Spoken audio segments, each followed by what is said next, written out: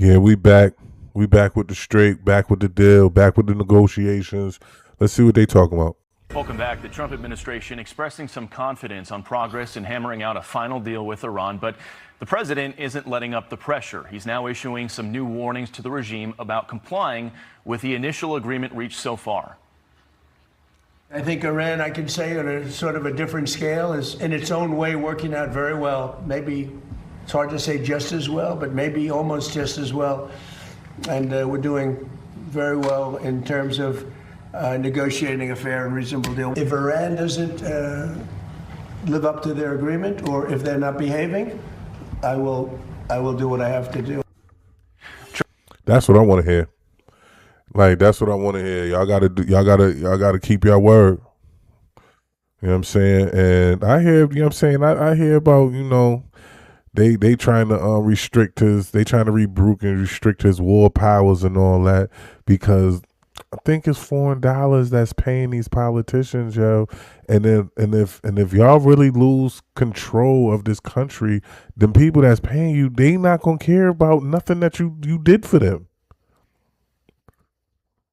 Trey Yinks is joining us live in Tel Aviv with the latest on this. Trey? Yeah, hey, Bill, good morning. After Vice President J.D. Vance announced that Iran has agreed to allow IAEA inspectors into their country, President Trump posted on Truth Social this morning, in part saying if they did not agree to this, there would be no further negotiations. The Iranians today put out a statement of their own saying this. We neither had a meeting with the Director General of the International Atomic Energy Agency, nor do we have any plan for the agency to inspect Iran's nuclear facilities damaged as a result of the U.S. military aggression and the Zionist regime. Fundamentally, there is no procedure in this regard. A U.S. official is directly responding to these comments from top Iranian officials, saying, as President Trump and Vice President Vance have made clear, the Iranians have agreed to robust IAEA inspections of the remains of their nuclear weapons program, which was totally obliterated by Operation Midnight Hammer. And man, y'all better follow them rules, man. Let them inspectors in there, man. Stop playing around, man. Stop playing around. Stop trying to prolong it and play around. That's like, go with the deal, because I don't understand how, yes, they want to blow up Europe and America, but everybody is acting like we're not showing restraint. I think he should have took out the power plants. That's how I feel. Operation Epic Fury. This official goes on to say the Iranian regime will say what they have to say for their domestic audience, but the fact remains that we've reached a major milestone toward permanently ending Iran's nuclear program. Now, President Trump spoke from the Oval Office on Monday, saying that if Iran doesn't live up to their end of the agreement, he'll do what he has to do. The focus over the next 60 days will remain on addressing Iran's nuclear ambitions and keeping the Strait of Hormuz open. With the initial agreement in place, millions of barrels of crude oil are leaving the Persian Gulf each day. We took in more oil yesterday than has ever gone through the Strait. You probably see.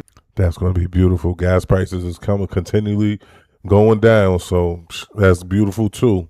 So, and then it's like, y'all want to, after he do what he do, y'all want to go run to Congress, try to rebuke his war powers. It ain't no war going on.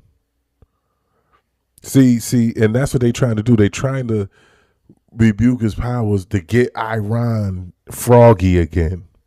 But Iran, they y'all can rebuke his powers, but he could still, Iran still ain't get their assets unfreezed. Their economy is still in shambles. He not about to go to war with them no more. If he gonna squeeze them, he gonna squeeze them another way. He'll put the blockade back up. Putting the blockade back up is not going to war. That we have an oil gusher.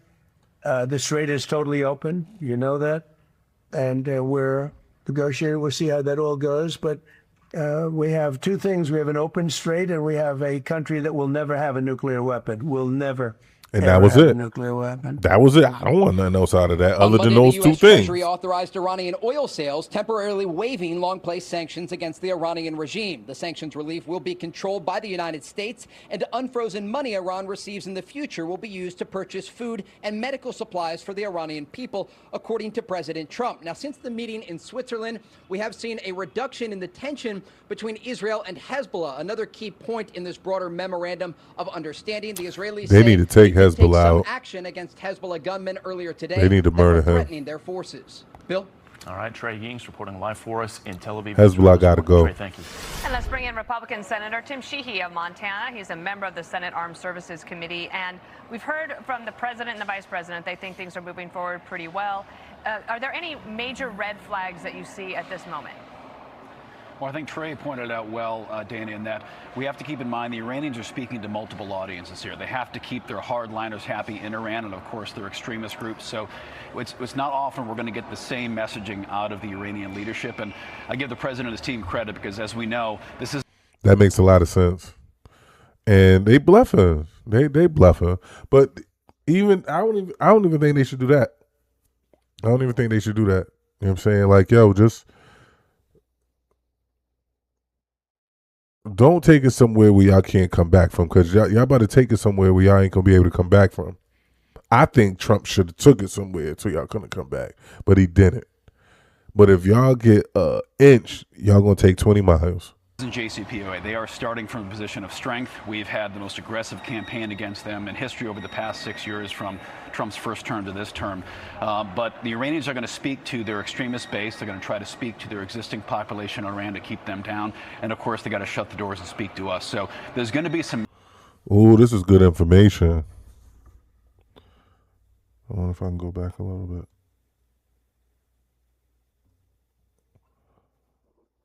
First, they got to shut the doors and speak to us. So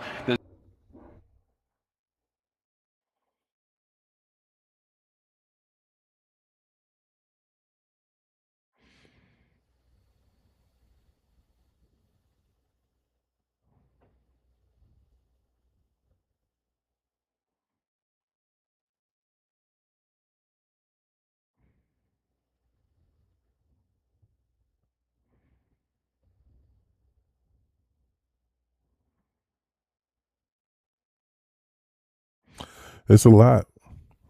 It's a lot. It's a lot to get to this. This what they want. This what Iran want right here. Yeah. They want this, but this is gonna be controlled by us. This right here is what they're getting to. And I'm glad they got to jump through all these hoops to actually get here. But then it can end right here. It's a good plan. there's going to be some messaging differential here. I think we got to give the team, the VP and his team, some credit there. They got to deal with that. But of course, any red flag, Dana, is us giving any amount of cash of any kind to the Iranian regime. They're not going to use that cash for bridges and schools. They're not going to use it to rebuild their country. They're going to use it for bullets, bombs, rockets, suicide vests, and to broadly kill Americans and kill Israelis. We got to keep that in mind. I believe that too. One of the things that they've been touting over the last few days is the possibility of Iran buying a significant portion of grain and soybeans from the United States. Of course, you're from Montana. Do you think that will happen? I certainly hope so, but as you know, negotiations with Iran, hope don't float. We can't trust them to do what they say they're going to do. We need to make sure there are concrete safeguards wherein we control those funds. For example, if we're going to unfreeze funds, we don't give it to the Iranians and hope they buy American farm goods. We say, great, we'll take that money and we will buy American farm goods with it. We'll take your frozen assets, buy those farm goods, and we'll ship them to you. But we cannot give them pallets of cash and hope they do the right thing with it. They've shown time and again we can't reward bad behavior, and the Iranian regime has a history of very bad behavior. So giving them control over any financial movement with regard to this deal, I think, is a huge red flag. So the proper controls are key, and controls cannot include trust. Trust is not a control. A control means we hold it and we are in control of it. I agree. The big kahuna, the issue of the nuclear weapons program and the dust that they have remaining, it's a concern. General Keane was on yesterday about that. The IAEA has been conducting inspections in Iran for decades dealing with nuclear things. They're told where to go, they're told what time to come and how much time they're going to spend there. And other places where they need to go and should go, they're not permitted to go. They have been manipulated by Iran for years. I'm not saying they shouldn't come, but we need to have U.S. inspectors qualified to do this. Obviously, based on your...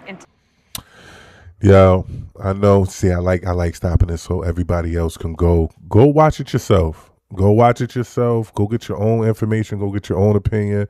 But I feel like we should control the money. I feel like we shouldn't listen to them. We should go where we need to go to expect, to look at what we need to look at and find out what we need to find out. Like, don't give them.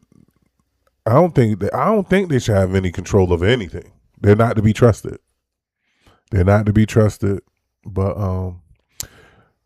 love y'all, man. I'm out. About to end the video right here. Like, share, subscribe. Holla at me. Show love. Let's get it.